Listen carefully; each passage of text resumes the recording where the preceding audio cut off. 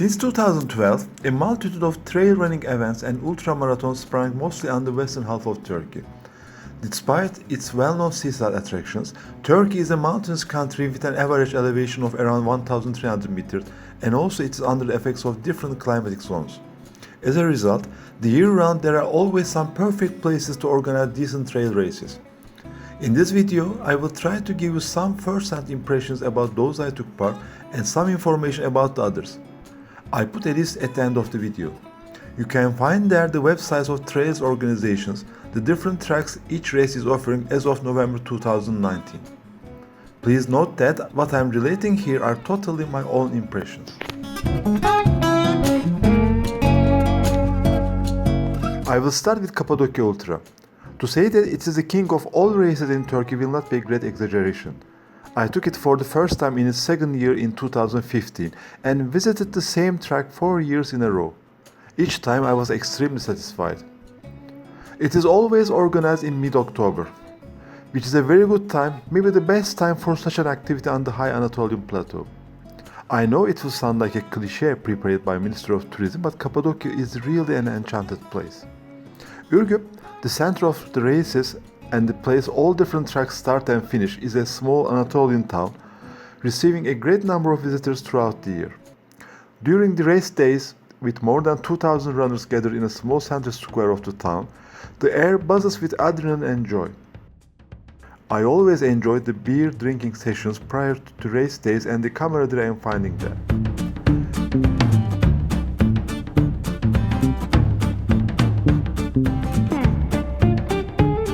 Cappadocia is a volcanic piece of land with unusual geomorphological shapes, and the trail takes you from one place to the other with ever-changing vistas. Even after 4 years of running the same track, it's not possible to get bored. 1 minute you are inside a valley just 2 meters wide. Minutes later you are running on top of a long ridge with fairy chimneys on your left and Göreme town on your right. There are 3 different races in Kapadokya Ultra. The short one is 38 km, the medium one is 63 km, this is what I completed 4 times, and the longest one is 119 km. The organization is perfect.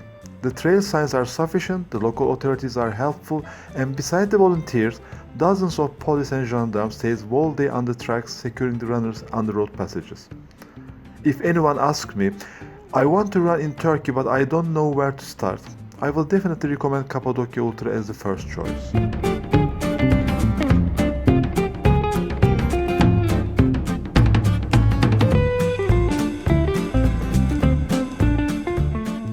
Northeast corner of Turkey, near the Black Sea coast, gives a completely different picture than the other parts of the country. With a 2.5 meters of yearly precipitation, it is rather a monsoon country than a Near Eastern one. The race runs in mid-September. The weather is supposed to be more stable compared to the other months of the summer. But during the race of 2016, there were heavy snowstorms. The following year, when I was running the same trail, it was full sunshine and quite hot. Something in between these two extremes will be slightly better. There are 2 options, 45k and 15k. I took the 45k and it took me to some fantastic plateaus about 2000 meters mark. In 2017, the race started from an altitude of 480 meters and climbed at one stroke to about 2000 meters. Frankly, I had enjoyed it. With the morning freshness, I had finished most of the uphill part and it was mostly downhill afterwards. The only negative comment I can make was the last 10 km of the trail, because it was a tarmac road and we were sharing it with lots of cars. I talked to Alper Dalkılıç, one of the 2 organizers of the race. He told me that they moved the trail to a completely new valley system and maybe the race will not be held in 2020. Those who are interested had to follow the website for any concrete information in coming months.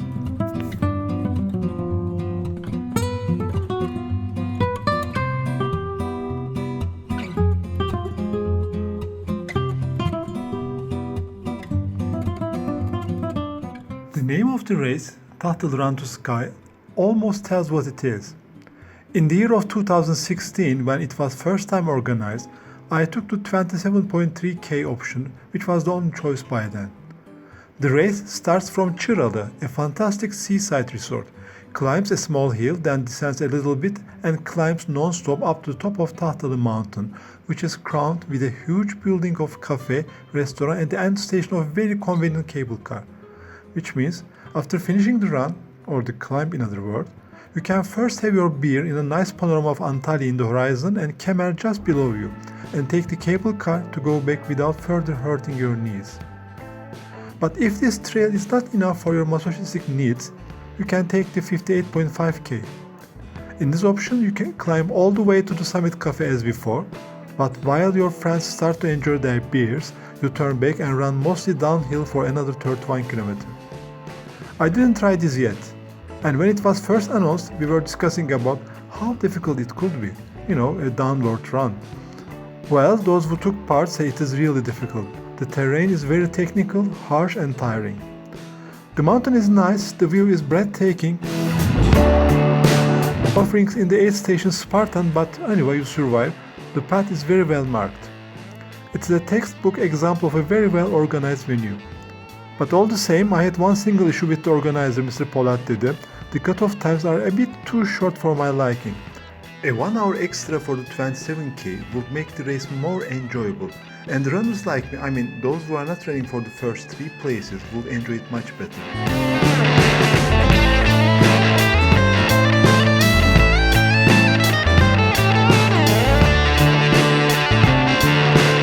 İznik Ultra is close to Istanbul and it is the very first ultra marathon organized in Turkey in 2012. There are a multitude of choices starting from 5k up to 160k. This is the longest single-stage ultramarathon in Turkey for the time being. It is organized around a lake called İznik, and all the tracks finish at the historic town of the same name, İznik, at the eastern end of the lake. The town is well known with its ancient name Nicaea. It is very important for the history of Christianity because this is the very place the first and second councils of Nicaea were organized, and the Christianity as we know it today was formulated according to the political needs of the 4th century Roman Empire. The organization is very good, partly thanks to all those years of experience and also partly Caner Odabaşoğlu's efforts, who is also one of the leading ultra runners himself.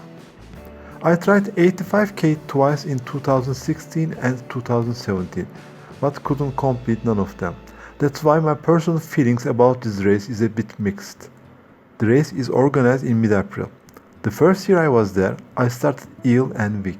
I was waiting a small miracle so that I could feel better after a few kilometers, which unfortunately didn't happen, and I quit the run in a small village named Müşküle.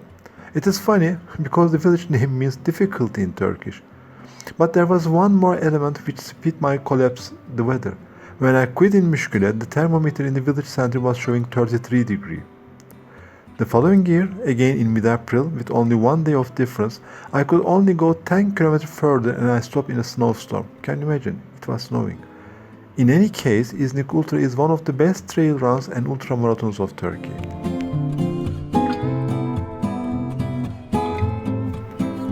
I ran İda Ultra in December 2016 in its first organizational year. I took the 35k race, which I found very pleasant, but the distance was slightly shorter to my taste. The track keeps the runners on the southern slopes of Mountain İda, Kaz Dağları in Turkish, looking at the Edremit Gulf and the island of Lesbos, which is not far away. It passes through pristine forests and a number of picturesque old villages. When I was running, a leisurely pace was good enough both to enjoy the scenery and finish the trail on time. The team is now well experienced and the organization is good with proper markings of the trails. The only slightly negative side I can complain is that the tracks doesn't start and finish on the same spot. As a result, lots of commuting becomes necessary, but the organization handles this problem quite efficiently, tens of buses shuttling non-stop all the day. On the other hand, the lack of a central communal town such as Ürgüp of Kapadokya Ultra makes itself felt. I think it lessens the camaraderie and the fun you might enjoy with other fellow runners. Sapanca Ultra is a race I knew for a long time but hesitated to join because it is organized in mid-June and starts from the sea level. I was fearing that I would not be able to handle the heat and the humidity. They are my two well-known enemies. When I roamed in YouTube previous year's runners videos, they were as if reporting from the hell itself. But to my surprise, I did sign up. In 2019 there were 40k and 60k. Just to be on the safe side, I chose 40k, which I didn't regret. But for other less pretentious runners, they had also 6 and 13k options as well. The race started from a nature park by the Sapanca Lake and climbed up to 1400 meters on the hills behind. The first minutes of the run were acceptable because it was early in the morning and it was still cool. Then it approached to be unbearably hot. But after a certain elevation gain and also inside the canopy of the forest, it became fairly pleasant. For me, it was a surprise to find in summer such a nice event so close to where I live. Organization was flawless. The organizer, the Unlimited Academy, was working in a very professional way and they were able to arrange luxurious hotels as their sponsor in the regions they are realizing their ultramarathons.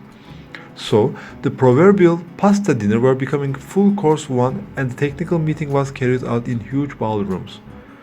As an ultra runner, I am ready to suffer when needed.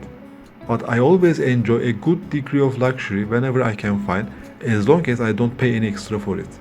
To conclude, I can say that I enjoy Sapanca Ultra and I can recommend to all fellow runners.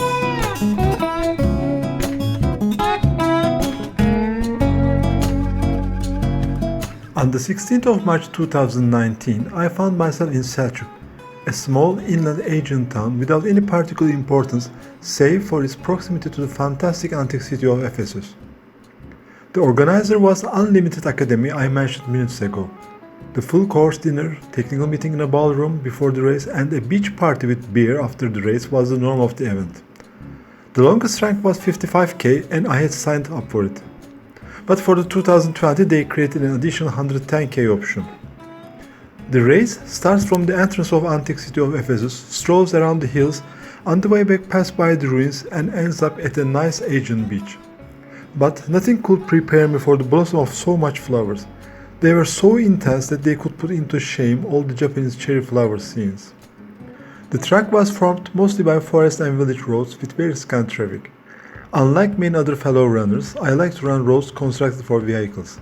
Because the gradients of these roads don't change much and I find it much easier to hold a balanced pace on them both when climbing and descending. To say it short, the track was not too technical and I enjoyed it thoroughly.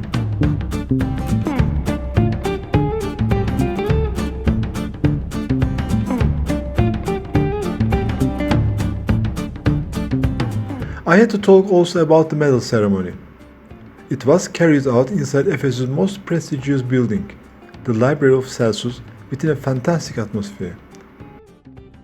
As a result, this is a race we have to come not for its difficulty, but for its beauty.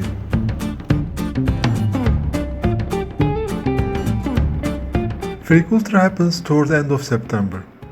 And for the third time in 2019, I was running in a race organized by Unlimited Academy. The logistical center of the event was in Afyon, a town in the central part of the Western Anatolia. The sponsor was again a 5-star spa hotel with a very good dinner. This time I had chosen a very short track, namely I will run only 22k.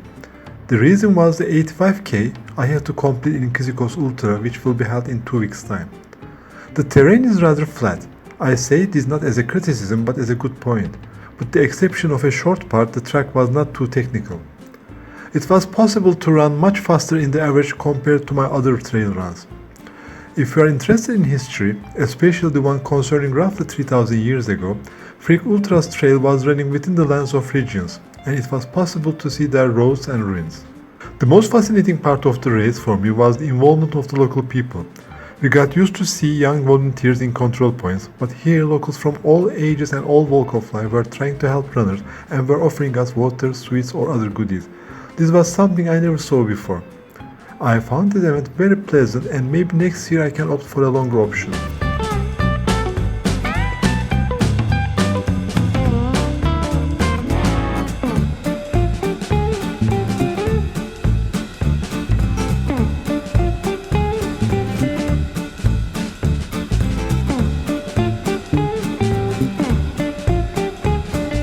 2019 was the first year of Kyzikos Ultra. I knew that a friend of mine, Mustafa Kızıltaş, was helping the organization. He is slightly older than I, but insanely faster. The first years of such organizations are always difficult for them. Just as a small bit of solidarity, I wanted to join the runners. The event was in the first weekend of October and I would run 85k. If you were passionate enough to watch this video without skipping, you would remember that I had failed twice in that distance in İznik Ultra. The decision for me was a bit risky to say the least. Once there, I found to my surprise that Alper Dalkılıç and Elena Polyakova, two very dedicated ultra runners I know, was there too, helping the locals. Erdek, from where the tracks start and finish, is a small coastal town in Marmaris'i, mostly receiving domestic holiday makers during the summer months. But with the school openings, it was practically empty in the beginning of October. This was a good news for us the runners, because there were cool empty hotels with decent prices. Municipality had arranged the main square of the town for the race. Under the centennial plant trees, it was a very nice atmosphere and the sea was less than 100 meters away. In its first year, the numbers of 85k runners naturally was very limited. The track follows gullies and ridges and makes a total climbs of 2600 meters. The views were fantastic, some parts of the forest were breathtaking. We passed by the ruins of some sizable buildings and the antique city of Kyzikos, where the name of the race comes from. Again in this event, the contributions of the locals were impressive. In each station there were women offering cookies, meals or halwas they actually cooked themselves. I felt myself like a prestigious guest enjoying all the hospitality. To my surprise, I finished the trail in a decently good shape, and to my further surprise, I was the first of my age group in male runners. The race was a big joy. Despite the fact that it was organized for the first time, there was no any major problem I could remember. But I'm sure next year it will be much better.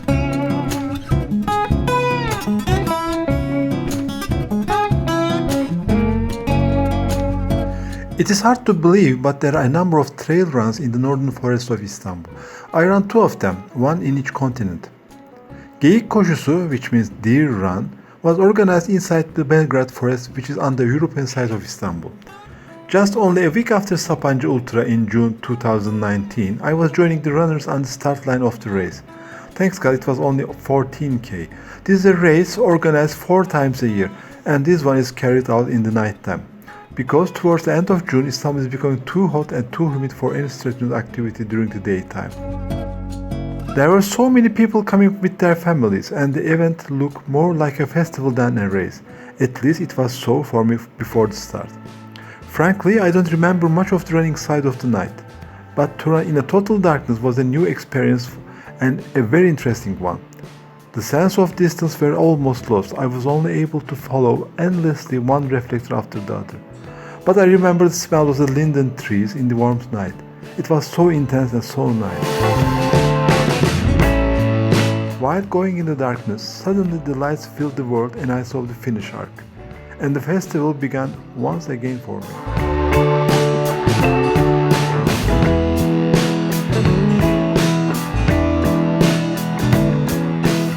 On the 22nd of December 2018, I joined this time in ultramarathon on the Adresi side of Istanbul, but again at night. And the name of the event was Longest Night, an appropriate name for the winter solstice. It was cold, really cold, but on the other hand there was a full moon. Heavy disco music was cutting through the cold of night.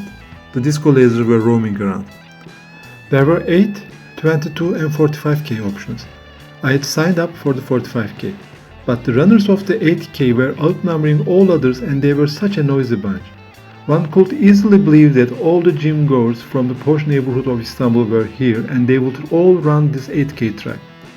Naturally, as a 45k runner I was frowning on them, but I have to admit that they were offering a really nice show.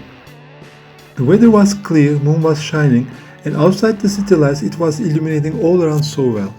After the start, first the 8k runners left us, then the 22k runners followed a different road and we were just left 2 runners under the full moonshine so intense that in many parts I turned off my headlamp to enjoy fully my surroundings. I was one of the last finishers, but thanks to the organization there was still a hot soup, which was fully appreciated, warm coffee and even some friends to chat with. This race is organized many times during the year. One has to check their website to find their exact dates and extent.